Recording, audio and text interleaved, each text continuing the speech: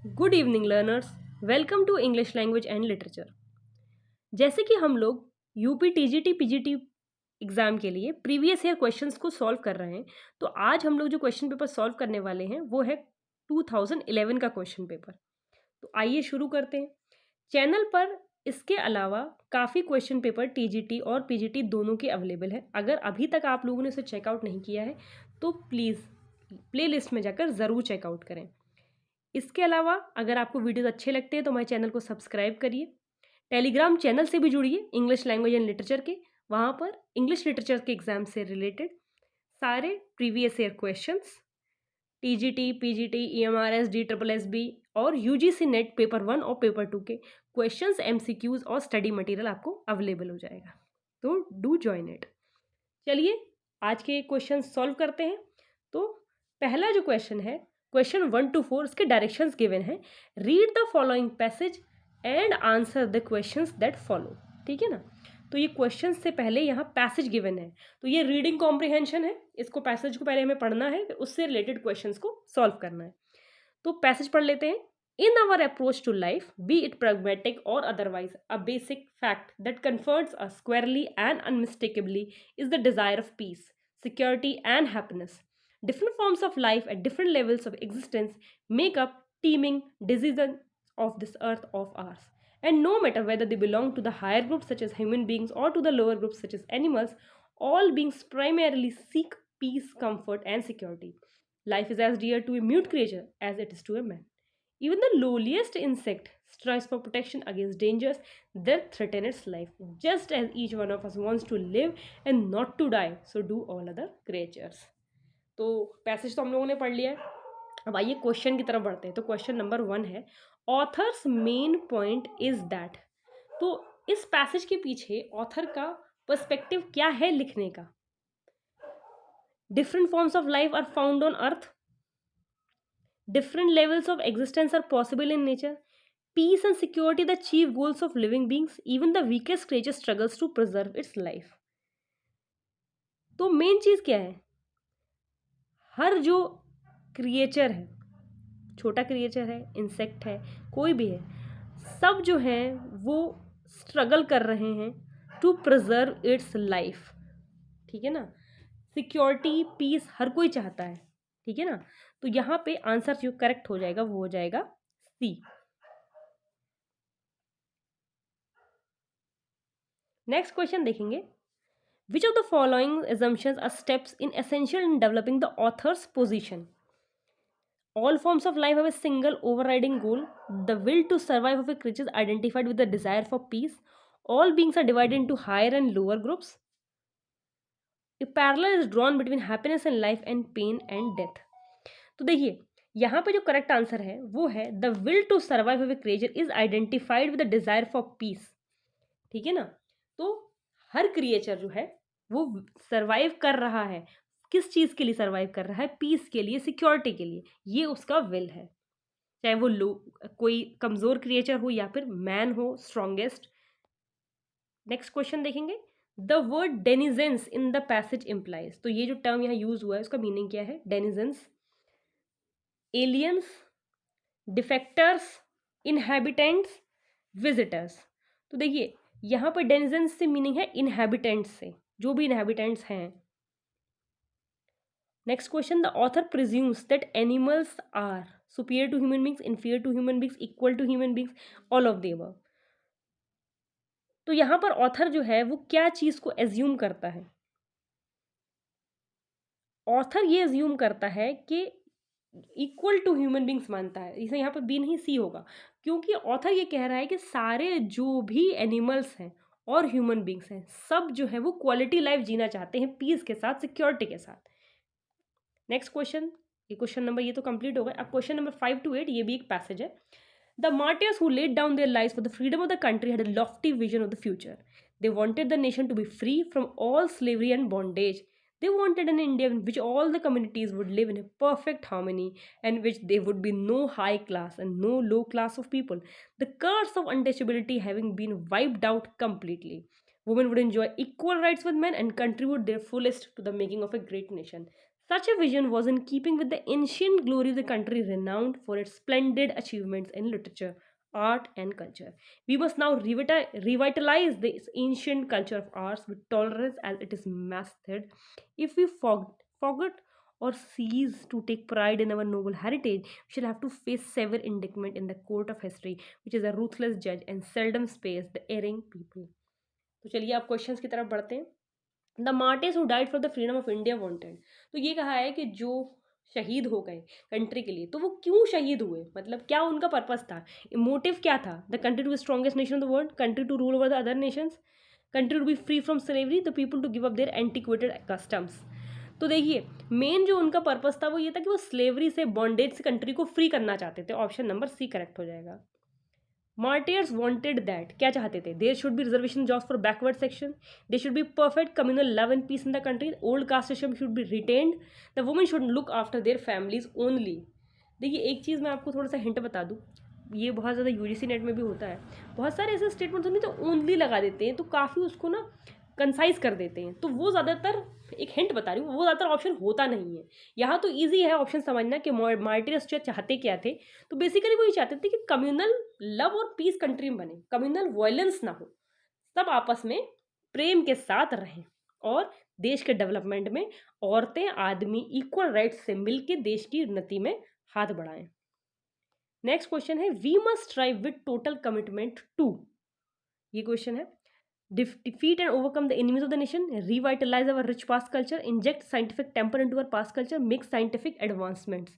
तो देखिए अभी हमने पढ़ा था रिवाइटलाइज अवर रिच पास्ट कल्चर, ठीक है ना, हमारा कल्चर बहुत रिच रहा है तो उसको हमने रिवाइटलाइज करना है, रीजेनोविनेट करना है. नेक्स्ट क्वेश्चन है, our freedom fighters envisioned that in free India. क्या उनका विजन था फ्रीडम फाइटर्स का, there should be an egalitarian society, women enjoy higher privileges and rights than others, country would be taken forward by some selected class, industrialization should occupy top priority. तो basic उनका जो वो था इरादा, या जिस वजह से वो चाहते थे कि हम ऐसा जो है कंट्री को देखना चाहते हैं, तो वो देखना चाहते थे इगैलिटेरियन सोसाइटी को. देखिए वुमेन को प्रिविलेज हो, मैन को ना हो, ऐसा तो वो चाहते नहीं थे, ठीक है. अगर आपको आंसर वैसे भी नहीं आ रहा हो तो आप इसको ओमिट करके भी या इमिट करके भी क्वेश्चन कर सकते हैं कि बाकी के आंसर गलत हैं. जो कंट्री है वो फॉरवर्ड ले जाए, बाकी ओनली सिलेक्टेड क्लास. क्यों भाई सिलेक्टेड क्लास क्यों जाएगा, सारी क्लासेस को तो डेवलप होना है ना, तभी तो एक असली कंट्री का विजन जो है डेवलप होता है. और industry should occupy top priority. अगर सिर्फ इंडस्ट्रियलाइजेशन होगा तो बाकी जो सेक्टर्स हैं उनका तो डेवलपमेंट हो ही नहीं पाएगा, और इंडिया तो खास करके एक एग्रो बेस्ड इकोनॉमी है, तो एग्रीकल्चर तो पीछे छूट जाएगा. तो ये तो ऑप्शन वैसे भी नहीं है. तो इगैलिटेरियन सोसाइटी को उन्होंने एम्फेसिस दिया था जहाँ पे सोशली लोग साथ में हो, इनइक्वालिटी हो, जहाँ पे इनइक्वालिटी इस चीज़ में हो कि इनइक्वालिटी बिल्कुल भी ना हो, और कोई भी इंसान ऐसा ना हो जो कहीं पीछे पिछड़ रहा हो, किसी भी कम्युनिटी का, किसी भी कास्ट का हो, वो साथ में सहयोग करे कंट्री के डेवलपमेंट में. ठीक है, तो ये क्लियर हो गया होगा. नेक्स्ट क्वेश्चन की तरफ बढ़ेंगे. Fill in the blanks with the appropriate option. 9 से लेके 18 जो है वो अप्रोप्रिएट ऑप्शन का मतलब है कि यहाँ पे कौन सा जो है टर्म वहाँ पे मोस्ट सूटेबल होगा वो बताना है. Bees dash display distinct features for different colors but are also sensitive to ultraviolet rays. ठीक है, ये पूछा है. नेक्स्ट क्वेश्चन है only, not only, only do, can only. तो ये यहाँ पे ऑप्शंस दे रखे हैं, तो यहाँ पे हो जाएगा बीज नॉट ओनली, ठीक है ना, कोरिलेटिव कंजंक्शन आएगा, display distinct preferences for different colour but also sensitive to ultraviolet light. ठीक है ना. तो ये जैसे एग्जाम्पल एक और भी दे रखा है, he speaks Spanish not only naturally but also fluently. Not only हो जाएगा. नेक्स्ट क्वेश्चन है, Jupiter dash the largest planet in solar system. तो जुपिटर इज है, विच है, ऑल्दो है, बीइंग है. तो Jupiter is the largest planet in the solar system. या तो जुपिटर के बारे में एग्जैक्ट फैक्ट बेस्ड बात बताई जा रही है ना, ठीक है ना, तो ये लिंकिंग वर्क यहाँ पे इज आ जाएगा. नेक्स्ट क्वेश्चन देखेंगे, when sugar dash to yeast fermentation takes place. By adding, adding, it is added, is added. तो यहाँ पे जो करेक्ट हो जाएगा व्हेन शुगर इज एडिड. ठीक है ना, ऑप्शन नंबर डी करेक्ट हो जाएगा. नेक्स्ट क्वेश्चन देखेंगे, question number 12. The overall efficiency of a system can be dash that of its weakest element. No greater than, less greater, nothing as great as, not the greater. तो यहाँ पे जो correct answer हो जाएगा, the overall efficiency system can be no greater than that of its weakest element, ठीक है ना, यहाँ पे ये करेक्ट हो जाएगा। जैसे एक और एग्जाम्पल होगा इसका, your patience is no greater than mine, no greater than ऐसे में यूज किया जाता है। नेक्स्ट क्वेश्चन आएगा, at agricultural stations many types of grass are grown dash various conditions, ठीक है, ऑप्शन देख लेंगे, अंडर है, अंडरनीथ, बिलो, बीनीथ। तो यहाँ पे जो है जो यूज होगा वो होगा proposition at agriculture stations many types of grass are grown under various conditions, option number ए।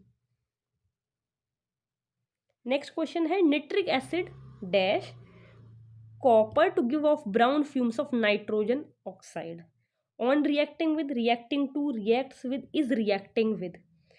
तो nitric acid reacts with copper to give off brown fumes of nitrogen dioxide, ठीक है, निट्रिक एसिड जब react करता है copper से तो brown fumes nitrogen dioxide के बनते हैं, ये करेक्ट हो जाएगा। नेक्स्ट क्वेश्चन है, the saturated fat in diary, dairy foods होना चाहिए, यहाँ पे डायरी नहीं होनी चाहिए, dairy foods is thought dash a factor in heart disease. तो saturated fat in dairy foods is thought, it is, to be, they are, या फिर एज बीइंग। तो इसका होगा the saturated fat in dairy foods is thought to be a factor in heart disease. जब कोई चीज़ तरीके से डिस्क्राइब की जाती है किसी, तो उसमें इस तरीके का टू बी यूज होता है। नेक्स्ट क्वेश्चन है, robots are being used in industry as they can work on larger jobs faster and more precise and dash don't as easily tire, don't tire more easily, don't tire easy, don't too easily tire. देखिए, robots are being used in industry as they can work on large jobs faster and more precise and don't tire more easily, ठीक है ना, ये यहाँ पे option number जो B है वो यहाँ पे करेक्ट हो जाएगा। नेक्स्ट क्वेश्चन की तरफ बढ़ेंगे, यहाँ पे ऑप्शन नंबर बी होगा, सी नहीं होगा। नेक्स्ट क्वेश्चन देखेंगे, many plants can grow in water without any soil dash nutrients are added as long as sure that above all of necessary. तो यहाँ पे क्या हो जाएगा, many plants can grow in water without any soil as long as nutrients are added, ठीक है ना। यहाँ पे एज लॉन्ग एज का मतलब क्या निकला है कि जब many plants can grow water in water without any soil as long as nutrients are added, पानी में वो बहुत सारे प्लांट्स ग्रो कर सकते हैं किसी सॉइल के बिना अगर उसमें न्यूट्रिएंट्स ऐड करे जाए, जब तक कि उसमें न्यूट्रिएंट्स एडेड हैं। एज लॉन्ग एज का मतलब है जब तक उसमें न्यूट्रिएंट्स एडेड हैं तब तक प्लांट्स ग्रो कर सकते हैं। नेक्स्ट क्वेश्चन है, management dash as the organisation and coordination of an enterprise to be defined, it is defined, definable, can be defined. तो यहाँ पे करेक्ट हो जाएगा, management can be defined as the organisation and coordination of an enterprise. Next question, ये 19 से 26 जो question है इसमें करना क्या है, underline word of phrase that must be change. देखिए मैं अंडरलाइन वैसे हो नहीं पाया है, मैं आपको बता दूंगी अंडरलाइन है क्या क्या। Although we are no longer young we still enjoy to study languages. तो अंडरलाइन वर्ड इसमें है लॉन्गर और यंग, ठीक है ना, लॉन्गर और यंग जो ये अंडरलाइन है। अब बताना है इसको चेंज करना है कि सेंटेंस टू बी करेक्ट करने के लिए। तो यहाँ ये हो जाएगा no longer young, longer young भी जो है इसमें अंडरलाइन है, और स्टिल इंजॉय टू स्टडी ये भी अंडरलाइन है, ठीक है ना। तो ये करेक्ट करने के लिए क्या करना होगा, कैसे हम उसको करेक्ट करेंगे, तो यहाँ पे सेंटेंस में क्या होगा, although we are no longer young we still enjoy to study languages. Languages तो नहीं होगा, टू स्टडी लैंग्वेजेस नहीं होगा, स्टडीइंग होगा, studying languages, to study languages नहीं होगा, स्टडीइंग होगा। यहाँ पे डी में जो है वो एरर है, इसको चेंज करना होगा। नेक्स्ट क्वेश्चन है, before the 1920 scientist use to think an immobilised muscle would become weaker. देखिए अंडरलाइन इसमें बिफोर है, यूज टू है, ठीक है, वुड है और वीकर है। तो इसमें हो जाएगा यूज टू थिंक लिखा हुआ है इसमें, ठीक है ना, तो यूज टू थिंक तो पास्ट की बात हो रही है ना, 1920, तो यूज्ड टू थिंक होना चाहिए ना, बी यहाँ पे चेंज होना पड़ेगा। नेक्स्ट क्वेश्चन है nuclear waste has traditionally been stored in steel drums what are subject to rust. Underline been stored है एक तो, और एक व्हाट आर ये भी अंडरलाइन है, और टू रस्ट ये भी अंडरलाइन है। टू रस्ट इसमें डी में है, टू अंडरलाइन है।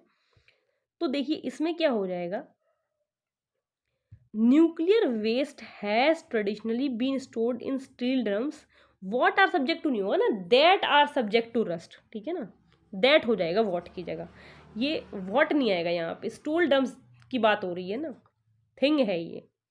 नेक्स्ट क्वेश्चन है the immune system is the bodies ways of protecting itself against viruses, ठीक है, इसमें अंडरलाइन इज है, बॉडीज है, इटसेल्फ है और अगेन है, ठीक है ना। इसको चेंज किस तरीके से करेंगे, हमें सही करना होगा,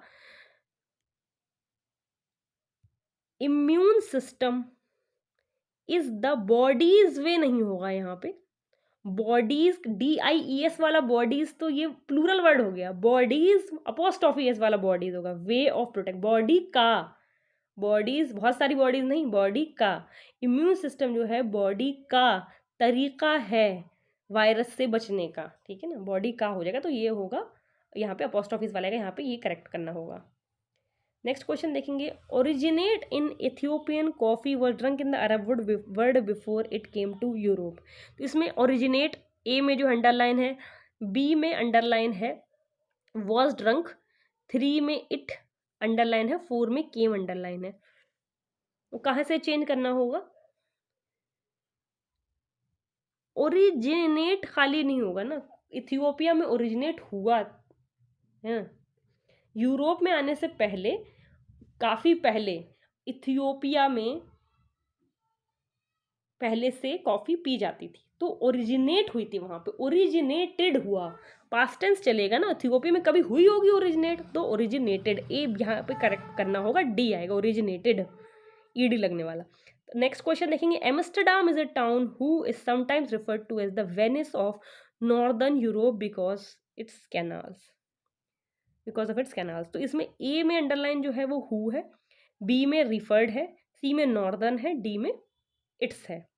अब चेंज कैसे करना होगा, देखिए Amsterdam is a town, who तो है वो पर्सन के लिए यूज होता है, एम्स्टरडम कोई पर्सन नहीं है, ठीक है ना, टाउन है, तो विच होगा, which is sometimes referred to as, ठीक है ना, ये एम्स्टरडम कोई इंसान नहीं है, प्लेस का नाम है, तो विच हो जाएगा। नेक्स्ट क्वेश्चन है sea wasp releases a poison that kills a person in 3 minutes, ठीक है, इसमें जो अंडरलाइन टर्म है वो है, ए में है रिलीजेस, बी में दैट है, सी में किल है, डी में इन है। अब किस तरीके से चेंज होगा,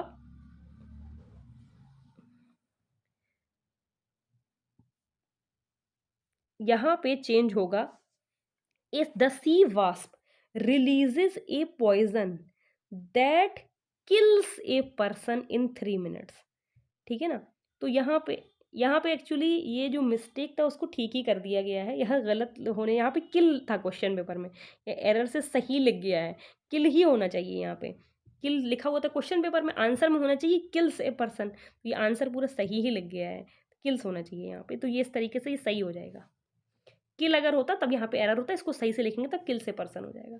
नेक्स्ट क्वेश्चन देखेंगे, Halley's comet approaches the earth close to be visual every 75 years. तो इसमें जो अंडरलाइन है अप्रोचेज है, ए में, बी में क्लोज है, सी में विजिबल है और डी में एवरी है। तो इसको किस तरीके से चेंज होगा, यहाँ पे लिखा है Halley's comet approaches the earth close to be visible every 75 years, ठीक है ना, तो यहाँ पे क्योंकि सिंगुलर है सब्जेक्ट, तो सिंगुलर ही वर्ब आएगी, तो क्लोजेज होगा, क्लोज नहीं होगा, ठीक है ना, हैलीज कमिट एक है ना, सिंगुलर वर्ड की बात हो रही, approaches the earth closes to be visible, यहाँ पे क्लोजेज होगा, सिंगुलर के साथ सिंगुलर, तो बी वाला करेक्ट करना होगा। 27 से 32 की तरफ बढ़ेंगे।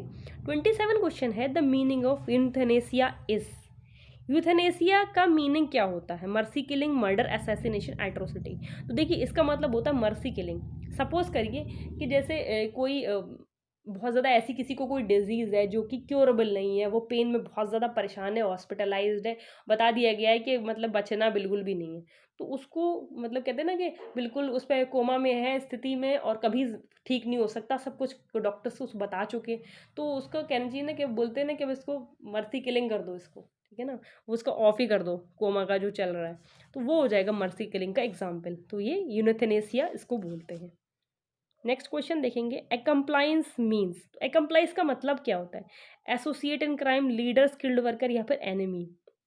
देखिए, इसका मतलब होता है एसोसिएट इन क्राइम, ठीक है ना, किसी एकम्प्लाइंस है उसका, उसको बोलेंगे एसोसिएट है, वो उसके साथ उसमें एसोसिएटेड है, वो पार्टिसिपेट कर रहा है in the commission of crime.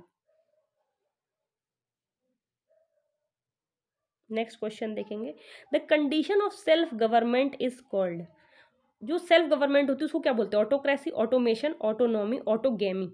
देखिए, ऑटोनमस बोला जाता है ना, ऑटोनमस बॉडी, ठीक है ना, सेल्फ गवर्नमेंट तो उसको बोलते हैं ऑटोनॉमी, ऑटोनमस बॉडी, ऑटोनॉमी हो जाएगा ऑप्शन नंबर सी।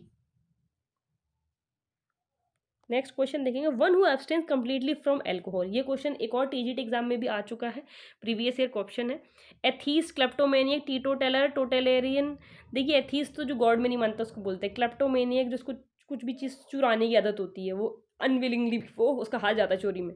टीटोटेलर वो होता है जो एल्कोहल से बचता है, बिल्कुल वो मतलब ना ही पीता है ना पीना चाहता है, तो कंप्लीटली वो एब्सटेन करता है उससे, टीटो टेलर हो जाएगा option C.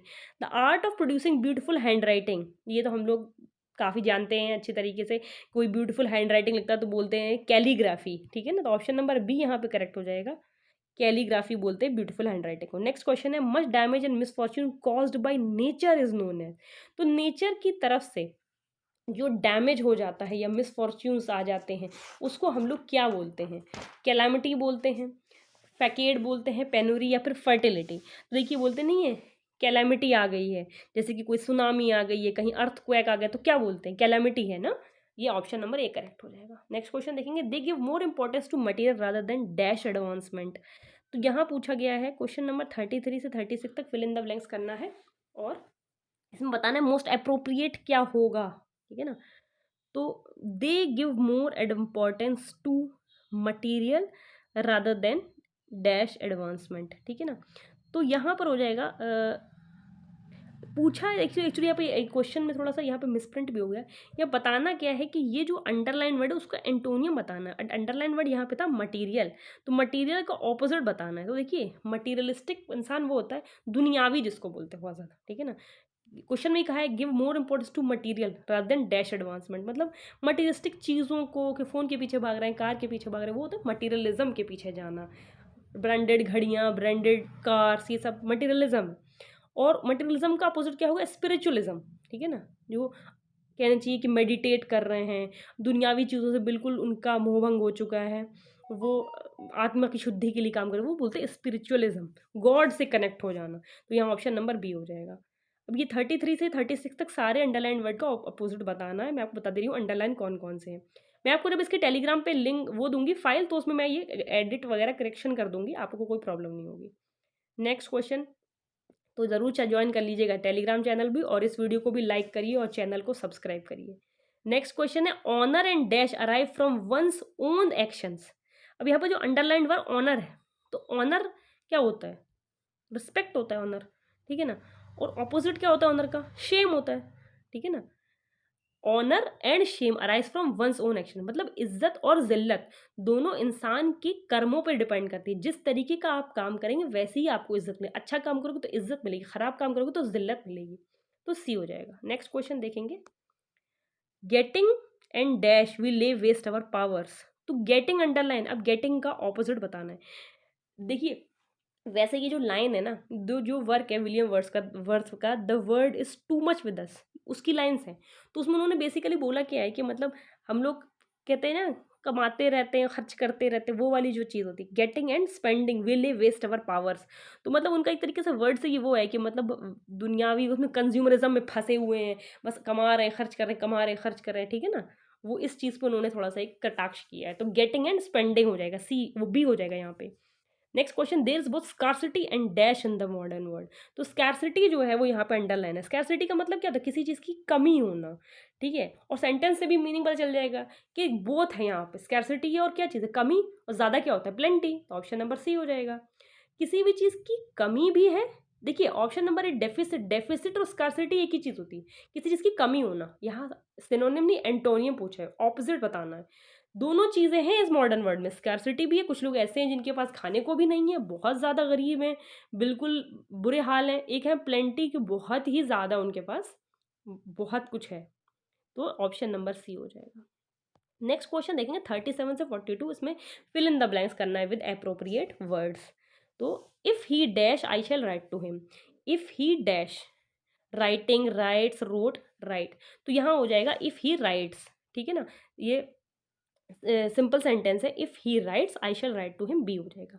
The child was dash blind, born, born, birth, none of the above. तो यहाँ पे जो करेक्ट आंसर हो जाएगा वो हो जाएगा the child was born blind. देखिए बोर्न तो वो तो दूसरी चीज़ है, बर्थ ब्लाइंड ये तो होता ही नहीं है। I will introduce you dash my boss this week, I will introduce on to या फिर फॉर। तो I will introduce you to, लेकिन ये टू डबल ओ वाला नहीं होगा, वो तो बहुत ज़्यादा वाला टू जो हो जाता है उसको बोलते हैं टू, मतलब उनसे, उनसे मुलाकात कराएंगे तो टू, टी ओ वाला हो जाएगा। 39 का बी हो जाएगा। नेक्स्ट क्वेश्चन है, art is not an activity associated dash leisure by with in for, associated with leisure होता है, ठीक है ना। नेक्स्ट क्वेश्चन है, these observation do not confirm any dash law on, in, to, for. These observation do not confirm any, ठीक है ना, यहाँ पे क्या हो जाएगा, एनी टू लॉ, ठीक है ना। ये जो ऑब्जर्वेशंस हैं ये किसी लॉ को कंफर्म नहीं करती, ये मतलब हुआ। Next question, the river flows dash the bridge, on the bridge, above the, to the, under. ये तो मुझे लग रहा है आप स्कूल से पढ़ते चले आ रहे होंगे, the river flows under the bridge. ये स्टेटमेंट बहुत ज़्यादा कॉमन स्टेटमेंट भी है। तो रिवर जो है ब्रिज की अंडर से जाती है, बोलते under the bridge, under the table, ये जो होते हैं words, the cat is under the table, तो अंडर आता है। Fill in the blanks with the correct tense. Next question, I dash my car 3 weeks ago, washing, washed, will wash, shall wash. 3 weeks एगो पहले की बात हो रही है, ठीक है ना, तो वॉश करी होगी ना, कर थोड़ी ना रहा है अभी, तो वॉश्ड, बी हो जाएगा। Next question, Jonathan insisted on dash out, go out, going out, will wash, having gone. तो Jonathan insisted on going out, B हो जाएगा। Next question, he was prevented from dash in the class, go, smoking, to smoke, having smoked. देखिए इसमें correct answer हो जाएगा he was prevented from smoking, class में तो रोका गया था स्मोक करने से, from smoking in the class, B हो जाएगा। Next question, you better dash his permission, seeking, seek, to have sought. देखिए क्वेश्चन नंबर 46 है, you better seek his permission, तुम्हारे लिए बेहतर है कि तुम उससे परमिशन लो, seek. He has seen dash the house, enter the house, entered, having entered, entering. She was seen, she was seen entering the house, option number D correct हो जाएगा। डैश क्वेश्चन है, dash tigers is dangerous sport, to be hunt, hunting, a hunt of, having hunt. तो यहाँ पे हो जाएगा hunting tigers is dangerous sport, B हो जाएगा। नेक्स्ट क्वेश्चन है, choose the correct answer for the following questions. 49 से 52 में करेक्ट आंसर ढूंढना है, कौन कौन से ऑप्शन में से यहाँ पे सही हो। In order to repair the leaking pipes we have to call, अगर हमारे घर के पाइप वगैरह खराब हो जाते हैं तो किसको बुलाते हैं, कारपेंटर को, प्लम्बर को, इलेक्ट्रिशियन को, या आर्किटेक्ट को। देखिए कारपेंटर तो लकड़ी का काम करता है, उसको तो बुलाएंगे नहीं। इलेक्ट्रिशियन तो तार वार ठीक करता है, बिजली खराब हो जाती है। प्लम्बर को बुलाते हैं जब पाइप वाइप लीक करते, तो बी हो जाएगा। नेक्स्ट क्वेश्चन है, as I hurt my eye I had go go, to है ना, इसमें क्या पूछा है कि अगर मेरी आँख में चोट लग जाए, आँख में दर्द हो जाए, तो किसके पास जाऊँगा, साइकाट्रिस्ट के पास, कार्डियोलॉजिस्ट के पास, ऑक्यूलिस्ट के पास, आर्किटेक्ट के पास। देखिए साइकाट्रिस्ट के पास जाते हैं जब बिहेवियरल प्रॉब्लम्स कोई होती हैं, है ना, साइकी प्रॉब्लम्स कोई होती है, ब्रेन रिलेटेड। कार्डियोलॉजिस्ट के पास जाते हैं हार्ट रिलेटेड कोई प्रॉब्लम होती है आपको, ठीक है ना, हार्ट पेन है या आपको उस तरीके की कोई दिक्कत आ रही है। ऑक्यूलिस्ट होता है जब आँख में कोई प्रॉब्लम हो जाती है तब दिखाने जाते हैं। आर्किटेक्ट तो घर बनाता है, आर्किटेक्चर से रिलेटेड है वो। नेक्स्ट क्वेश्चन है the sudden running of A heard of frightened animals is, एकदम से जो एनिमल्स होते हैं वो डरे हुए भागते हैं इधर उधर, उनका जो हर्ड होता है उसको क्या बोलते हैं? स्टैम्पेड, अलूफ, फिएस्टा या फिर आइडियलाइज। तो इसको बोलते हैं, और क्वेश्चन नंबर 51 में इसको बोलते हैं स्टैम्पेड, ठीक है ना, जो एक तरीके से उल्टी उल्टी तरीके से भागने लगते हैं डर के मारे, उसको बोलते हैं स्टैम्पेड, ठीक है।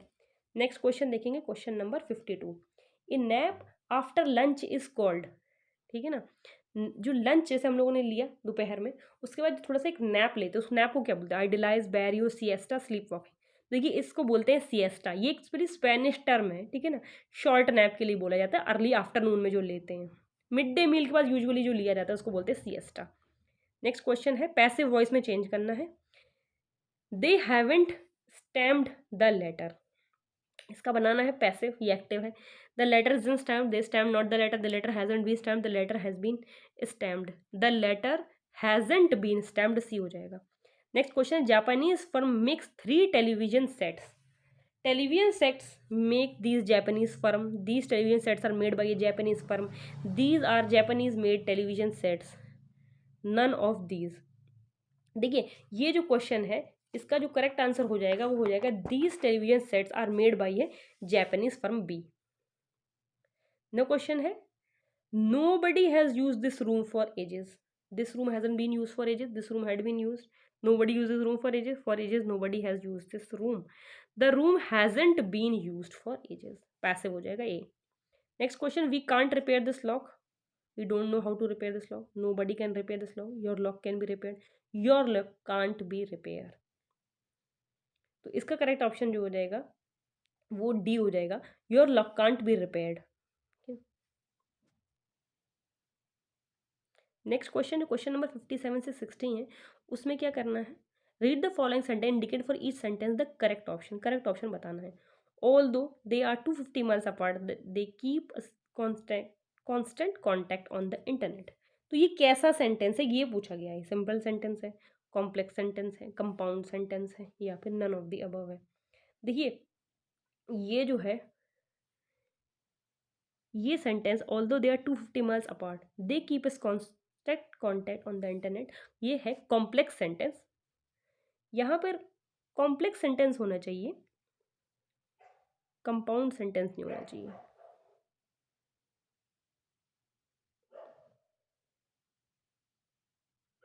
नेक्स्ट क्वेश्चन है, Rita loves to go to the beach and spend her days sun bathing. तो ये क्या है, सिंपल सेंटेंस है, complex sentence, compound sentence, none of the above. ये जो सेंटेंस है, Rita loves to go to the beach and spend her days sun bathing, ये simple sentence तो नहीं होगा, ये सेंटेंस भी कंपाउंड सेंटेंस ही है, क्योंकि goes to the beach simple sentence होता है, Rita loves go to the beach, spend her days, sun bathing, तीनों तरीके के वर्ब इसमें इंक्लूड, एक कंपाउंड सेंटेंस होगा C. Tom and Jerry have a big argument every summer over where they should spend their summer vacation, compound, complex, simple या none of the above. तो ये जो क्वेश्चन है इसका करेक्ट आंसर हो जाएगा B, complex sentence. John dislike sitting on the roof, he always gets a headache, ये क्या है, सिंपल है, कंपाउंड है, कॉम्प्लेक्स है, या फिर नन ऑफ द अबव है। John dislikes sitting on the roof, he always gets a headache, ये क्वेश्चन ये हो जाएगा इसमें compound sentence. Next question, the word that closely resembles a disagreement in meaning is. देखिए डिसएग्रीमेंट जब होता है ना, कहते हैं हमारा सपोज करिए दो पॉलिटिकल पार्टीज का इशू है कोई, तो एक कोई किसी को की व्यूज़ को सपोर्ट करता है, दूसरा डिसएग्री करता है, दूसरे को व्यूज़ को सपोर्ट करता है, तो वो जो होता है डिसएग्रीमेंट उसको कहते हैं dissent, DISSENT, option number C. Next question, the word distinguished closely resembles, तो डिस्टिंग्विश का मतलब क्या होता है, इमिनेंट, इमिनेंट, इमिनेंट या फिर इमेनेंट। देखिए डिस्टिंग्विश का मतलब होता है एमिनेंट, बोलते हैं ना distinguished scholar, eminent scholar, EMINENT, option number A हो जाएगा। Next question is, showing respect is best indicated by, respectable, respectful, respective, reception. तो देखिए रिसेप्शन का तो इससे कोई लेना ही देना नहीं है, ठीक है, रिस्पेक्टिव, रिस्पेक्टफुल होना चाहिए, शोइंग रिस्पेक्ट बी होगा। नेक्स्ट क्वेश्चन है, फॉल्स आइडिया और इमेज इज नोन है, किसी चीज़ की false idea, allusion, imagery, illusion. तो देखिए इसको बोलते हैं इल्यूजन, कहते हैं ना इल्यूजन हो रहा है तुम्हें, फॉल्स इमेजेस क्रिएट हो रहे हैं माइंड में, सी हो जाएगा। नेक्स्ट क्वेश्चन है which is the correct spelling, इसमें एड्रेस की करेक्ट स्पेलिंग बतानी है। स्पेलिंग के लिए हमेशा मैं आप लोग को, इतने सारे आप लोगों ने क्वेश्चन पेपर मेरे साथ सॉल्व किए हैं, मैं आपको हमेशा बोलती हूँ जब आप लोग ऑप्शंस देखते हैं तो कभी कभी कंफ्यूज हो जाते हैं कि अरे तो सब एक ही जैसे लग रहे हैं। तो आप वर्ड देखा करिए, माइंड में सोचा करिए, साइड में स्पेलिंग लिख लिया करिए, उस स्पेलिंग को देख के मैच कर लिया करिए, क्योंकि ऐसे जब आप माइंड से सोच के लिखते हैं तो करेक्ट आती है। जब ऑप्शन 4 देखते हैं तो बड़ा दिमाग जो है वो ख़राब होने लगता है, समझ नहीं आता है कौन सी सही है, क्योंकि उससे ज़्यादातर ए ई इधर उधर होता है, ज़्यादा तो कुछ चेंज होता नहीं है। तो यहाँ पे ए ऑप्शन सही हो जाएगा। एड्रेस मीन्स आप सब जानते ही हैं, पर्टिकुलर प्लेस। नेक्स्ट क्वेश्चन है select the correctly punctuated sentence in this group.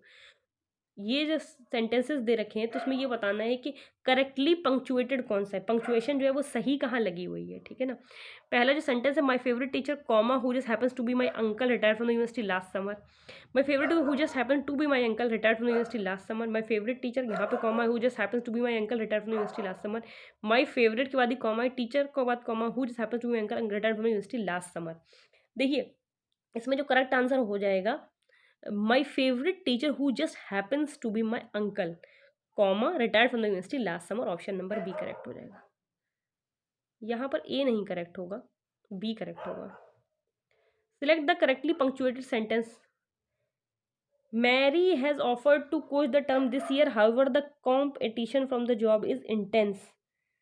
Mary has offer to coach the term in the semicolon लगा है, एक पहले में कॉमा है, दूसरे में ईयर के बाद कॉमा है, और कॉम्पिटिशन में हाइफन लगा हुआ है, तबकि डी जो है इसमें ईयर के बाद कॉमा है। तो यहाँ पे करेक्ट ऑप्शन जो हो जाएगा वो ऑप्शन नंबर बी हो जाएगा।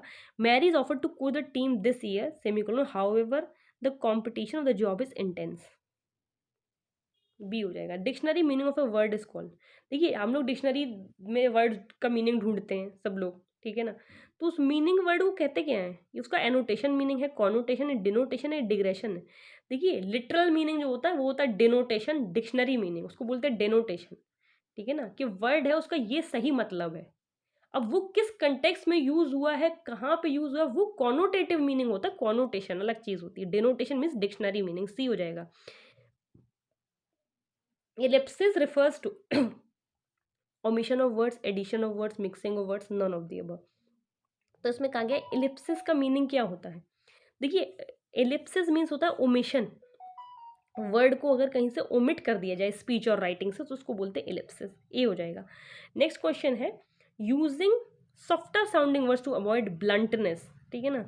ये इससे पहले भी एक क्वेश्चन एक टीजीटी या तो पीजीटी पेपर में आ चुका है इससे related question, softer sounding words use करना, तो ब्लंट एटीट्यूड जिससे ना लगे, ठीक है ना। यूफिज्म, एसोनेंस या फिर रेजोनेंस, ठीक है ना। तो थोड़ा सा इनडायरेक्ट एक्सप्रेशन होता है ब्लंटनेस को अवॉइड करने के लिए। जैसे कि पहले इसका एग्जांपल दे रही हूँ मैं, पहले क्या होता था कि बोल देते थे कि ही डाइड, सीधे सीधे, तो अच्छे से अब बोलते हैं ही पास्ड अवे, ये ठीक है ना, इस तरीके से बोला जाता है, तो ये एक तरीके का यूफेमिज्म है। नेक्स्ट क्वेश्चन है the 7 line stanza used by the medieval poets is known as. तो जो 7 लाइन स्टैंजा होता था मिडिवल पोएट्स में उसको बोलते क्या थे, बस ये 7 लाइन स्टैंजा जो है ये यूज किसने किया था, तर्जा रीमा है, राइम रॉयल है, टेराट्रा मीटर है, इंटरनल राइम है। देखिए राइम रॉयल है, ठीक है, मिडिवल पीरियड में मिडिवल पोएट्स यूज करते थे, और सबसे पहले इसको यूज किया था जेफरी चौसर ने, ठीक है। ट्रॉयलस एंड क्रेसिड जो उनका वर्क है, उसके अलावा द पार्लियामेंट ऑफ फाउल्स उसमें भी उन्होंने यूज किया है। इन्होंने इंग्लिश में यहाँ यूज़ किया राइम रॉयल, वैसे फ्रेंच पोएट म्यूजिशियन जो थे गुलमैन डिमेकोट उन्होंने यूज़ किया था ये, वहाँ से चौसर ने इसको बोरो किया था, तो बी हो जाएगा 7 लाइन स्टैंजा। नेक्स्ट क्वेश्चन है elegies and sonnets are two types of. अच्छा एलिजीज और जो सोनेट्स हैं वो क्या टाइप के होते हैं, एस्से, फिक्शन, बायोग्राफीज, पोम्स। तो देखिए एस्से तो होते नहीं है, ठीक है, फिक्शन भी नहीं है, बायोग्राफी किसी की नहीं होती है, पोम्स होती हैं। एलिजी कौन सी पोएम होती है, जैसे सपोज करिए कोई लेमेंट कर रहा है किसी की डेथ को, ठीक है, तब एलिजी लिखी जाती है, जैसे अल्फ्रेड लॉर्ड टेनिसन ने लिखी है आर्थर हेनरी हेलम के लिए इन मेमोरियम, ठीक है, ये एलिजी है, तो ये एक तरीके की पोम है। उसके अलावा सोनेट्स 14 लाइन्स की पोएम होती है, ठीक है ना, तो ये दोनों हो गई poems, option D. Question number 73 देखेंगे, in literature point of view refers to, कहते नहीं है ये मेरा पॉइंट ऑफ व्यू है, तो पॉइंट ऑफ व्यू का मतलब क्या है, who the main character is, when and where the story takes place, who is telling the story, the obstacle the main character must overcome. देखिए पॉइंट ऑफ व्यू का मतलब होता है कि who is telling the story, कह रहा ना मेरा पॉइंट ऑफ व्यू ये, ऑथर का पॉइंट ऑफ व्यू क्या है, ऑप्शन सी हो जाएगा यहाँ पे, ठीक है। Next question, I fiction the author's overall main of the most important message is called, तो जो मेन आइडिया कह सकते हैं, है ना, उस फिक्शन वर्क का क्या है इंपॉर्टेंट मैसेज उससे जो जा रहा है, उसको बोलते हैं क्या, प्लॉट, कन्फ्लिक्ट, सेटिंग, थीम, उसको बोलते हैं देखिए थीम, थीम ही तो होती है जो मेन आइडिया बताती है कि किस बारे में, डी हो जाएगा। नेक्स्ट क्वेश्चन है, रिपीटेशन द सेम और similar consonant sounds at the beginning of the words, ये इससे पहले जो पीजीटी क्वेश्चन पेपर मैंने करवाया था उसमें भी ये क्वेश्चन आया था। तो आप लोग एक चीज़ का ध्यान रखिए, ऐसा नहीं है कि अगर टीजीटी में आया है तो पीजीटी में नहीं आ सकता, बहुत से क्वेश्चंस ऐसे होते हैं क्योंकि कोर्स काफ़ी हद तक सिमिलर है, बस पीजीटी में कुछ एक्स्ट्रा ऑथर्स होते हैं। तो अगर आप सिर्फ टीजीटी की तैयारी कर रहे हैं तब भी आप पीजीटी के प्रीवियस ईयर क्वेश्चंस मेरे देखिएगा और उनके क्वेश्चन पेपर को सॉल्व करिएगा, क्योंकि जो राइटर सिमिलर हैं, ग्रामर सिमिलर है, तो उसमें काफ़ी क्वेश्चन रिपीट होने के चांसेस हैं, ठीक है ना। तो ये क्वेश्चन तो करवाया है, as well as alliteration apostrophe simile, तो जब सिमिलर कॉन्सोनेंट साउंड्स का रिपीटेशन होता है तो उसको क्या बोलते हैं, एलिटरेशन, बी हो जाएगा। नेक्स्ट क्वेश्चन है, statement that appears self contradictory but that reveals a kind of truth, self contradictory होता है, ठीक है ना, थोड़ा सा इलॉजिकल कह सकते हैं, थोड़ा एब्सर्ड भी होता है। सेल्फ कंट्राडिक्टरी मतलब अपने आप को ही बात को कंट्राडिक्ट कर रहा होता है, एक बात होती है उसकी उल्टी बात भी होती है। आयरनी, पैराडॉक्स, ओनोमेटोपोइया, सिमिली, देखिए ये होता है पैराडॉक्स, ठीक है ना, कंट्राडिक्ट इटसेल्फ, अपनी ही बात को काटने का भी होता है इसमें, तो ये सेल्फ कंट्राडिक्टिव भी हो जाएगा। Next question, story that ends with a happy resolution of conflicts face by the main character, देख लीजिए इसमें बहुत ध्यान से पढ़ने वाला है, हैप्पी रेजोल्यूशन होता है लास्ट में। ट्रेजेडी है, फार्स है, कॉमेडी, सटायर, देखिए ट्रेजेडी तो हो नहीं सकता, ट्रेजेडी में तो ट्रेजिक एंड होता है, ठीक है ना, तो कॉमेडी है ये आंसर इसका, कॉमेडी में जो है वो हैप्पी एंडिंग हो जाती है मेन कैरेक्टर्स की, सी हो जाएगा। Next question, the statement if I told you once I have told you a million times, example of, ये किस चीज़ का एग्जाम्पल है, अंडर स्टेटमेंट का, हाइपरबोली का, टोन का, या फिर सटायर का, क्या रहा है, अगर मैं तुम्हें एक बार बताया तो समझो मैं तुम्हें 1000 बार बताया, मतलब इतना ज़्यादा बढ़ा दिया उस चीज़ को, एक बार का तो समझ लो मैं तुम्हें 1000 बार बोली है वो बात, तो ये हो जाएगा हाइपरबोली, बढ़ा चढ़ा के बोलना, बी। नेक्स्ट क्वेश्चन है, poem consisting of 4 lines of 4 lines poem that can be considered as a unit, तो 4 लाइन्स आप लोग याद रखिए हमेशा क्वार्ट्रेन होता है, ठीक है ना, सी हो जाएगा।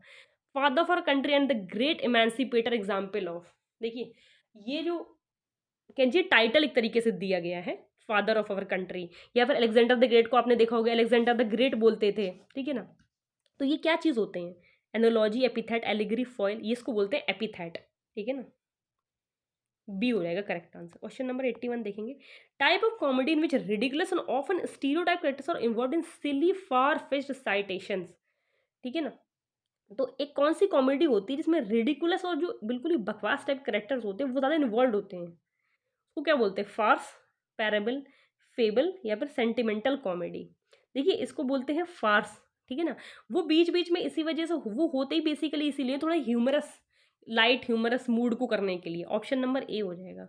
नेक्स्ट क्वेश्चन है, the use of language to evoke a picture on a concrete sensation of person, thing और place on a experience, symbol, imagery, aphorism, simile, देखिए इस तरीके की पिक्चर माइंड में क्रिएट कर देना, है ना, जिससे कि सेंसेशन हो किसी जगह का, प्लेस का, तो क्या बोलते हैं, उसको बोलते हैं इमेजरी, ऐसी इमेज क्रिएट हो गई हमारे माइंड में, ऐसी लैंग्वेज यूज़ हुई, सपोज कई वर्ड्स की जब हम लोग पोएम्स पढ़ते हैं तो माइंड में नेचुरल सेटिंग्स, ग्रास, विंड, बहुत अच्छी से हवा, बहुत अच्छा सा मौसम, सब क्रिएट हो जाता है, वो इमेजरी है।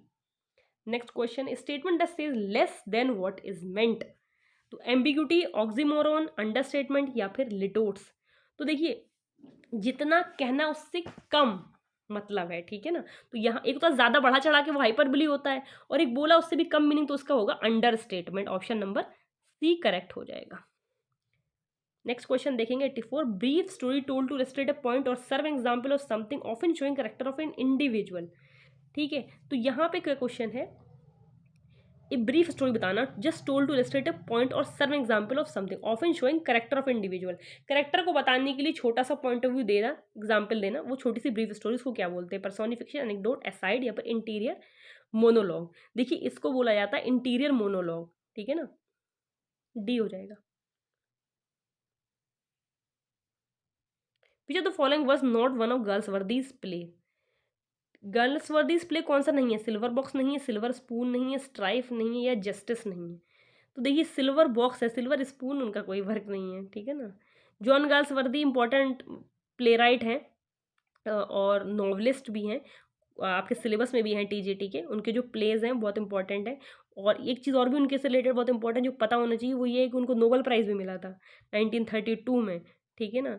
और silver box, strife, justice, loyalties, ये उनके इंपॉर्टेंट वर्क्स हैं। नेक्स्ट क्वेश्चन है, dash is the most main theme of most of Galsworthy's play?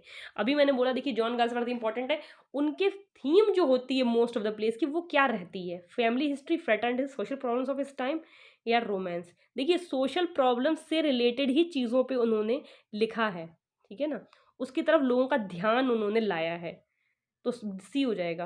Next question, John Galson style is remarkable for its strength and elasticity, its powerful sweep, brilliant illustration, its deep psychological analysis, all of the above. तो देखिए सभी चीज़ों का उन्होंने ध्यान रखा है अपने स्टाइल में, इस तरीके से क्रिएट किया है वर्क को कि लोगों का ध्यान जाए, ठीक है, पावरफुल वर्ड्स हैं, इलस्ट्रेशंस ब्यूटीफुल हैं, और माइंड को बॉग करा जाए, ठीक है ना, कि माइंड सोचने पे मजबूर हो जाए कि क्या ये बात को कहना चाह रहे हैं, जो सोशल कंडीशंस है उनको किस तरीके से वो दिखाना चाह रहे हैं, तो डी हो जाएगा।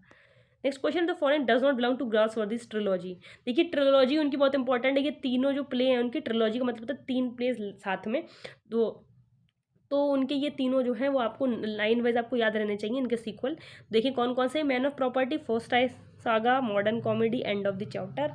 तो देखिए मॉडर्न कॉमेडी जो है वो नहीं आएगा इसमें, ये जो है इसमें जो जो आते हैं वो फर्स्ट आई सागा है और मॉडर्न कॉमेडी है और एंड ऑफ द चैप्टर है, ये नहीं होगा man of property. Next question, जो following writers didn't win Nobel Prize? देखिए मैंने आपको पहले भी एक बार मेंशन किया था, फिर से मेंशन कर दे रही हूँ, नोबेल प्राइजेस जिन लोगों को मिले हैं वो आप लोग को बाय हार्ट याद होने चाहिए। उसका रीज़न ये है कि ये क्वेश्चन काफ़ी बार मल्टीपल लिटरेचर के एग्जाम्स में आ चुका है, चाहे वो टीजीटी पीजीटी हो, यूजीसी नेट हो, ईएमआरएस, DSSS या कोई सा भी एग्जाम।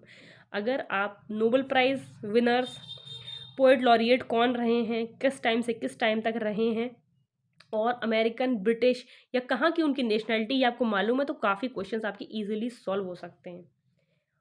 क्योंकि अगर आपको नेशनैलिटी पता होगी, आपको पता होगा किस टाइम पीरियड से किस टाइम पीरियड को ये बिलोंग करते हैं, कहाँ को बिलोंग करते हैं, ठीक है, ब्रिटिश हिस्ट्री के हैं, ये अमेरिकन लिटरेचर में है, इंडियन लिटरेचर में है। तो ये क्वेश्चन पे आते हैं, किसको नहीं मिला ये पूछा, बहुत ध्यान से क्वेश्चन पढ़ा करिए, डिडंट विन बोला है, ये नहीं बोला किसको मिला है, ये पूछा है कि इनमें से मिला किसको नहीं है। जीबी शॉ को, जॉन गाल्सवर्दी को, विलियम बटलर यीट्स को, या फिर जेम्स जॉयस को। देखिए जीबी शॉ को भी मिला है, जॉन गाल्सवर्दी को तो मैंने अभी बताया मिला है, WB ईट्स को भी मिला है। जेम्स जॉयस हालांकि ये भी बहुत फेमस ब्रिटिश राइटर हैं, इनका फेमस वर्क है यूलिसीज और फिनिगन्स वेक, लेकिन इनको नोबेल प्राइज नहीं मिला है, ठीक है ना, तो ये डी हो जाएगा। नेक्स्ट क्वेश्चन है, John Galsworthy was born in the year? तो ये तो बिल्कुल फैक्ट बेस्ड क्वेश्चन है, जब आप लोग चारों ऑथर्स प्रिपेयर करेंगे, मैं वैसे स्पेसिफिक वीडियोस भी अभी प्रीवियस ईयर क्वेश्चन कंप्लीट कराने के बाद मैं स्पेसिफिक ऑथर्स को लेके एग्जाम पॉइंटर्स वाले वीडियो भी बनाऊंगी, जो सिर्फ इसी चीज़ को टारगेट करेंगे, कौन से क्वेश्चन जो हैं वो मल्टीपल चॉइस में रिपीट हो सकते हैं और कौन से क्वेश्चन जो हैं वो आने की संभावना है। तो क्वेश्चन है कि वो कौन से ईयर में बॉर्न हुए थे, 73 में, 67 में, 65 में, या फिर 90 में? तो 1867 करेक्ट आंसर है, ऑप्शन नंबर बी। सरे इंग्लैंड में इनकी जन्म हुआ था 14 अगस्त 1867 में। नेक्स्ट क्वेश्चन है, when was John Milton born? अब देखिए ये भी फैक्ट बेस्ड क्वेश्चन है, जॉन मिल्टन भी आपके राइटर्स के लिस्ट में है, तो इनका भी बर्थ ईयर आपको पता होना चाहिए। 22 अप्रैल 1600, 19 अगस्त 1604, 6 जून 1606, 9 दिसंबर 1608। तो यहाँ पे करेक्ट आंसर हो जाएगा ऑप्शन नंबर डी, 9 दिसंबर 1608। नेक्स्ट क्वेश्चन है, वेयर ही वॉज बोर्न? तो जॉन मिल्टन पैदा कहाँ हुए थे? ब्रिस्टल में, यॉर्कशायर में, लिवरपूल में, लंदन में? तो ये जो है जॉन मिल्टन ये पैदा हुए थे लंदन में 9 दिसंबर 1608 को। इनके father John Mill next question देखेंगे, in whose memory did John Milton write me thought I saw my late espoused saint. तो ये जो है जॉन मिल्टन ने, ये किसके लिए उन्होंने लिखा था कि किसकी मेमोरी में? Oliver Cromwell, Mary Powell, Katherine Woodcock या चार्ल्स द फर्स्ट। तो देखिए कैथरीन वुडकॉक जो इनकी मिसेस थी, इनकी डेथ के बाद उन्होंने ये लिखी थी, मी thought I saw my late espoused saint. Next question है, when was Paradise Lost published? Multiple exams में रिपीटेड क्वेश्चन है ये। 1660, 1667, 1658, 1654. Paradise Lost is the magnum opus of John Milton in 1667. It is an epic work, blank verse में लिखा गया है। 1667 में 10 books थी, उसमें तकरीबन 10,000 लाइन्स थी। सेकेंड एडिशन 1674 में आया था जिसमें 12 बुक्स थी। ये आप इसके ये सारे फैक्ट्स जो है रट लीजिए। नेक्स्ट क्वेश्चन है, in which of the following words Milton promote freedom of speech and opposing licensing and censorship? ये क्वेश्चन भी मल्टीपल एग्जाम्स में पूछा जा चुका है, टीजीटी पीजीटी में भी कई बार आ चुका है। पैराडाइज रिगेन्ड, एरोपैजिटिका, इकोनक्लेस्टिस या फिर सैमसन एग्नेस्टिस। तो इसका जो करेक्ट आंसर है वो है एरोपैजिटिका। इन्होंने जो लाइसेंसिंग एक्ट था वो उसके खिलाफ इन्होंने एरोपैजिटिका जो है वो लिखा है। Next question, Paradise lost compress of how many books? ये मैं आपको कई बार बता चुकी हूँ, अभी भी बताया है। तो 12 बुक्स हैं पैराडाइज लॉस्ट में, एपिक वर्क है ये। Next question, Paradise Lost is written in, तो किस में लिखा गया? Free verse, blank verse, rhymed verse, none of the above. तो ब्लैंक वर्स भी हो जाएगा। Famous line, what thought the field be lost all is not lost is spoken by. तो ये जो लाइन्स है ये बोली किसने? पहले तो ये समझिए ये लाइन्स भी पैराडाइज लॉस्ट की ही हैं, ठीक है ना। ये लाइन्स बोली हैं सिटन ने, सी हो जाएगा। Milton begins paradise Lost book 1 with. तो देखिए जो बुक 1 है, बुक 1 जो शुरुआत होती है वो किस तरीके से मिल्टन करता है? लेमेंट, इन्वोकेशन, सोलोलुकी या रिफ्रेन। तो देखिए ये क्वेश्चन भी एक बार 2 बार आ चुका है एग्जाम में, मैं आपको बता दे रही हूँ। पैराडाइज लॉस्ट जो बुक 1 है उसमें वो शुरुआत जब करते हैं तो इन्वोकेशन देते हैं, ठीक है, इन्वोकेशन देते हैं क्लासिकल म्यूज यूरेनिया को, ठीक है ना, हेवनली म्यूज जो है उसको, बी हो जाएगा। Next question, Milton most famous for? तो देखिए किस चीज़ के लिए जाने जाते हैं? Narrative style, dramatic, grand style, aphoristic style. तो देखिए ग्रैंड स्टाइल के लिए जाने जाते हैं जॉन मिल्टन, ठीक है ना। नेक्स्ट क्वेश्चन है, the word that complete the famous line better to reign in hell than serve in dash is. ये जो लाइन है पैराडाइज लॉस्ट की हैं, ठीक है ना। Sky, heaven, earth, moon. तो सेटन बोलता है better to reign in hell than serve in heaven, ठीक है ना। वो बोलता है कि इससे बढ़िया तो हेल में ही रहो, नहीं तो हेवन में गुलामी करने से तो बेटर यही है। समझ गए ना। नेक्स्ट क्वेश्चन देखेंगे, विलियम शेक्सपियर बिलोंग टू? तो देखिए William Shakespeare father of English drama कौन सी एज को बिलोंग करते थे? रेस्टोरेशन एज को, विक्टोरियन एलिजाबेथन एज को या फिर रोमांटिक एज को? देखिए एलिजाबेथन एज में को बिलोंग करते थे। 1564 से 1616 इनका टाइम पीरियड है जिसमें इन्होंने tragedy plays, comedy plays, tragic comedy सभी लिखे हैं। नेक्स्ट क्वेश्चन है, who is known as the melancholy man in as you like It? As you like It जो है वो भी विलियम शेक्सपियर का वर्क है। उसमें मेलंकली मैन किसको बोला गया है? टचस्टोन को, सिल्वियस को, जैक्स को या पोर्शिया को? तो देखिए ये बोला गया है जैक्स को, option number C. Next question देखेंगे, which of the following not a character in as you like it?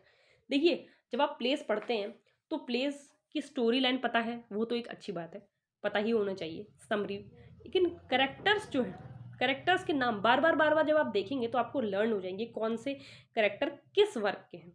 अब अच्छा सपोज करिए आपको ये क्वेश्चन नहीं भी आता है, आपको एग्जाम में सॉल्व करना है, तो एग्जाम में ये थोड़ा ना कि आपको 125 के 125 क्वेश्चन सब रटे हुए होंगे, ऐसा तो होता नहीं है। जब हम क्वेश्चन देखते हैं तो हमारा मेन ऑब्जेक्टिव क्या है? सही आंसर तक पहुंचना। सही आंसर तक कब पहुंचेंगे? जब हमें ये पता होगा गलत कौन सा है, ठीक है ना। और यहाँ तो पहले ही पूछा गया है नॉट ए करेक्टर, यानी कि जो है नहीं। और जब हम लोग देखते हैं रोजालैंड, चलिए सपोज करिए रोजालैंड हमें नहीं पता, सीलिया, ओरलैंडो, पोर्शिया। तो पोर्शिया, पोर्शिया तो हम लोग जानते हैं ना किसका करेक्टर है, मर्चेंट ऑफ वेनिस में है पोर्शिया, तो एज यू लाइक इट में थोड़ा ना है। तो जब एज यू लाइक इट में है ही नहीं तो बस सीधे सीधे आंसर हो गया। नेक्स्ट क्वेश्चन है, Fortinbras is a character? देखिए ये क्वेश्चन भी कई बार टीजीटी एग्जाम में आ चुका है कि फोर्टन ब्रास का करेक्टर जो है वो किस प्ले का है, ठीक है ना। किंग लियर का, ओथेलो का, हेमलेट का, जूलियस सीजर का? ये हेमलेट का करेक्टर है फोर्टन ब्रास, ठीक है ना। नॉर्वेन प्रिंस होता है ये। नेक्स्ट क्वेश्चन है main theme of Shakespearean sonnet. देखिए शेक्सपियर के जो सोनेट्स है उनका जो मेन आइडिया, मेन थीम कह सकते हैं वो क्या है, लव, हेट्रेड, इंट्रीग, एनवी। तो सारे लव थीम सोनेट्स होते हैं, ठीक है ना, इनके ए हो जाएगा। Next question, Shakespearean sonnet ends with. देखिए जो सोनेट शेक्सपियर लिखते थे, एक शेक्सपियरियन सोनेट होता है, एक स्पेंसेरियन सोनेट होता है, आप लोग डिफरेंस जानते हैं। तो शेक्सपियरियन सोनेट का एंड जो है वो क्या है, क्वार्टेट, ऑक्टेव, कपलेट या फिर ट्रिपलेट। तो देखिए कपलेट में एंड होता है, क्योंकि होता क्या है इसमें 3 क्वार्टरेंस होते हैं, 14 लाइन्स का होता है, कि तो आपको पता ही है। 3 क्वार्टरेंस होते हैं, A B, C D, E F और जी जी। वो जो जी है वही कपलेट है, ठीक है ना, ये राइम स्कीम इसकी रहती है। 3 क्वार्टरेंस होते हैं विद 4 लाइन्स ईच, फिर लास्ट में कपलेट होता है। नेक्स्ट क्वेश्चन देखेंगे, टोटल नंबर ऑफ सोनेट्स। देखिए ये तो बिल्कुल बाय हार्ट हो जाना चाहिए अभी तक आप लोगों को कि कितने सोनेट्स लिखे हैं विलियम शेक्सपियर ने। तो इसका करेक्ट आंसर है 154। Next question, life's but a walking shadow, poor player आकर से इन शेक्सपियर। ये भी बहुत ही फेमस लाइन्स हैं, कई एग्जाम्स में पूछी जा चुकी हैं कि life is but a walking shadow ये किस प्ले की लाइन्स हैं। तो ये जो लाइन्स हैं ये हैं ऑप्शन नंबर सी, मैकबेथ, ठीक है ना। नेक्स्ट क्वेश्चन है, in Galsworthy's Justice, John Galsworthy का जो वर्क है Justice, the law is what, it is a majestic edifice sheltering all of us, each stone of which rest on other has been said by. तो ये lines जो है ये किसने बोली, कैशियर ने, लॉयर ने, मैनेजर ने या फिर जज ने। तो जज जो है उसको इससे करेक्ट आंसर है। नेक्स्ट क्वेश्चन देखेंगे, by what age Milton become totally blind. देखिए ये आप लोग जानते हैं जॉन मिल्टन जो थे वो कंप्लीटली ब्लाइंड हो गए थे एक एज के बाद। तो उसमें ये पूछा कि किस एज के बाद, 34, 46, 44, 56। तो देखिए 44 की जो एज थी उसमें वो कंप्लीटली ब्लाइंड हो गए थे, ठीक है ना। Next question, song of sorrow specially for the dead is called. ये मैं भी आपको पहले भी कई बार बता चुकी हूँ कि जब आप किसी की डेथ हो जाती है उस पर लेमेंट करते हैं तो क्या वर्क जो लिखते हैं उसको क्या बोलते हैं, सटायर, एपिक, एलिजी या फिर ओड। तो देखिए एलिजी होती है वो, ठीक है ना, एलिजी लिखी जाती है, उसमें पेस्टोरल एलिजी भी हो सकती है, एलिजी का टाइप है वो। नेक्स्ट क्वेश्चन देखेंगे, ऑक्टेव इन ए सोनेट कंसिस्ट। तो ऑक्टेव सोनेट में क्या होता है, 8 लाइन्स, 6 लाइन्स, 4 लाइन्स या फिर 10 लाइन्स। तो ऑक्टेव, ऑक्ट, ऑक्ट मीन्स होता है 8 लाइन्स होता है ये, ठीक है ना। ऑक्टेव होता किस में, ऑक्टेव और सेस्टेट पेट्रार्कन सोनेट में होता है, ठीक है ना। Next question, the following phrase best characterise the late 19th century aesthetic movement.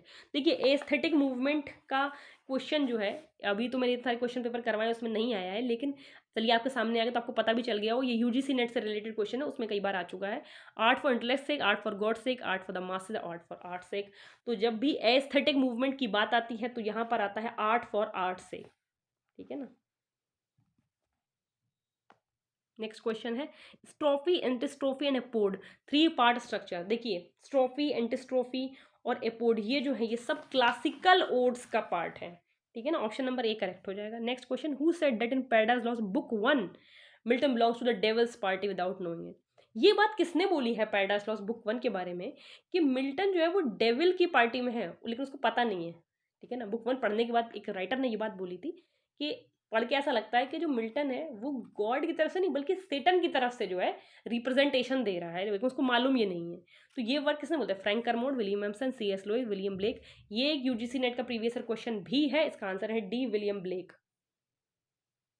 Next question की तरफ बढ़ते हैं, क्वेश्चन नंबर 117, 117 से 121 है। यहाँ पे फिगर ऑफ स्पीच बताने हैं। तो first question, it was the best of time, it was the worst of times. ये लाइन्स भी वैसे तो चलिए अभी यहाँ पे तो फिगर ऑफ स्पीच बताना है, एंटीथीसिस है क्योंकि 2 आइडियाज कंट्राडिक्ट हो रहे हैं, बेस्ट ऑफ टाइम्स भी का है, वर्स्ट ऑफ टाइम्स भी का है। इसके अलावा भी ये क्वेश्चन एक बार और भी आ चुका है यूजीसी नेट के प्रीवियस ईयर क्वेश्चन में, उसमें पूछा गया था कि ये लाइन्स है किसकी, ठीक है ना, किस वर्क की लाइन है। तो Charles Dickens, one of the favourite of all examiners, उनका जो वर्क है द टेल ऑफ 2 सिटीज़, उसकी लाइन है the best of times, the worst of times. और उसका एक और भी क्वेश्चन आ चुका है कि वो 2 सिटीज़ कौन सी है जिनके बारे में वर्क है, तो वो है लंदन और पेरिस। ये कुछ एग्जाम पॉइंटर्स हैं। चलिए मैं इंशाल्लाह आगे जो करवाऊंगी वर्क तो मैं आप लोग को उसमें क्लियर कर दूंगी। नेक्स्ट क्वेश्चन है, love is an ideal thing, marriage is a real thing. ये भी देखिए कंट्राडिक्टरी आइडियाज हैं, एंटीथेसिस हो जाएगा D. Let's go to bed now, oxymoron है, मेटोनमी है, पर्सोनिफिकेशन है या पन है। देखिए मेटोनमी जो होता है ना उसका मीनिंग ही ये होता है कि कुछ क्लोजली रिलेटेड हो। गो टू बेड नाउ का मतलब क्या होता है, सोने जाना, ठीक है ना। कुछ उससे रिलेटेड बता दिया तो मीनिंग लेकिन क्लियर हो रहा है, उसको बोलेंगे मेटोनमी। बी हो जाएगा। Next question, humour is the shock absorber of life, it has to take the blows, understatement, metaphor, simile या फिर पर्सोनिफिकेशन। तो humour is the shock absorber of life, direct बोल दिया कि ह्यूमर जो है शॉक एब्जॉर्बर है, की तरह नहीं है, सिमिली नहीं है, तो मेटाफर हो जाएगा बी। नेक्स्ट क्वेश्चन है, bring an alarm clock chain in the dark and silent room. तो देखिए ये साउंड निकल रही है, ब्रिंग जैसे अलार्म क्लॉक बोलती है, तो जहाँ साउंड जो है वो उस तरीके से यूज किया कि कैसा बोल रहा है वही वर्ड आ जाए, तो उसको बोलते हैं ओनोमोटोपोइया। ठीक है ना, जैसे जैसे हम उसके लिए बेल बजाते हैं तो डिंग डोंग, तो वो भी एक तरीके का ओनोमोटोपोइया ही आएगा। नेक्स्ट क्वेश्चन की तरफ बढ़ेंगे। Question number 122, the following quote occurs in, love books not with the eyes but with the mind and therefore is winged Cupid painted blind, Midsummer's Night Dreams Love's Labour's Lost Antony and Cleopatra and the Merry Wives of Windsor. ये line भी एक और किसी previous year question में पूछी जा चुकी है।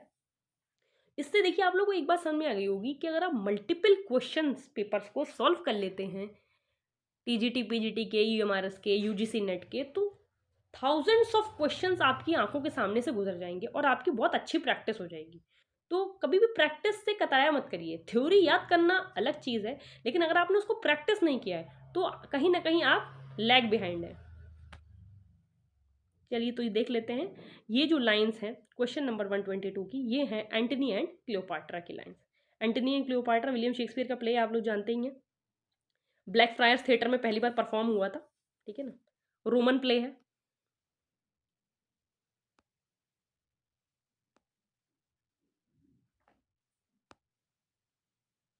नेक्स्ट क्वेश्चन है, the following quote occurs in, the quality of mercy is not strength it's dropped as the gentle rain from heaven. तो ये जो लाइंस हैं, ट्वेल्थ नाइट एम्बली Merchant of Venice as you like it, तो देखिए Merchant of Venice की lines हैं ये। मर्चेंट ऑफ वेनिस का स्टोरी लाइन में काफ़ी बार आप लोगों को मेंशन कर चुकी हूँ। ठीक है ना, एंटोनियो है, शाइलॉक है, पोर्शिया है, कैरेक्टर्स हैं। Frailty thy name is woman is taken from, ये मल्टीपल एग्जाम्स में ये क्वेश्चन आ चुका है, ये लाइन हजारों बार सामने आ चुकी है। Julius Caesar, Hamlet, Othello, King Lear, तो it's so easy. The tragedy of Hamlet, prince of Denmark, उसका वर्क है। 1599 से 1601 के बीच में ये लिखा गया था। हेमलेट इसका आंसर है, and Hamlet is also the longest play of Shakespeare, ये भी आप लोग याद रखिएगा। और शॉर्टेस्ट जो है, शॉर्टेस्ट ट्रेजेडी, लॉन्गेस्ट तो हेमलेट है, शॉर्टेस्ट कौन सा है, Macbeth. Next question, the following quote occurs in, age can not wither her no custom stale her infinite variety. तो ये जो लाइन्स हैं ये किसकी हैं, all's well that ends well, Othello, Titus Antonius, Antonio, Cleopatra. तो age can not wither her no custom stale, ये जो लाइन्स हैं ये है Antony and Cleopatra, option number D. तो ये हो गए 125 क्वेश्चंस। तो आज के लिए इतना ही। अगर आप लोगों को वीडियो अच्छा लगा हो तो do give it a thumbs up. कहीं पर अगर कोई कन्फ्यूजन है तो आप कमेंट बॉक्स में मेंशन कर सकते हैं, और किस तरीके के आप वीडियोस देखना चाहते हैं वो भी बताइए। जैसे मैंने आपको मेंशन किया, हम लोग प्रीवियस ईयर्स क्वेश्चन करने के बाद ईच राइटर को टेकअप करेंगे और उनसे रिलेटेड एग्जाम पॉइंटर्स को ही सिर्फ डिस्कस करेंगे। जो टाइम है उसको हम लोग बेनिफिशियल तरीके से तभी यूज़ कर सकते हैं जब हम फोकस करके पढ़ें जो एग्ज़ाम में आएगा। इधर उधर का पढ़ने से कोई फ़ायदा नहीं है। ठीक है ना, तो प्रीवियस ईयर क्वेश्चन की आप लोग सीरीज़ देखते रहिए। अगर आपने पहले की वीडियोज़ नहीं देखे तो do give it a checkout. ठीक है ना, प्लीज़ चैनल को सब्सक्राइब करें। Thank you.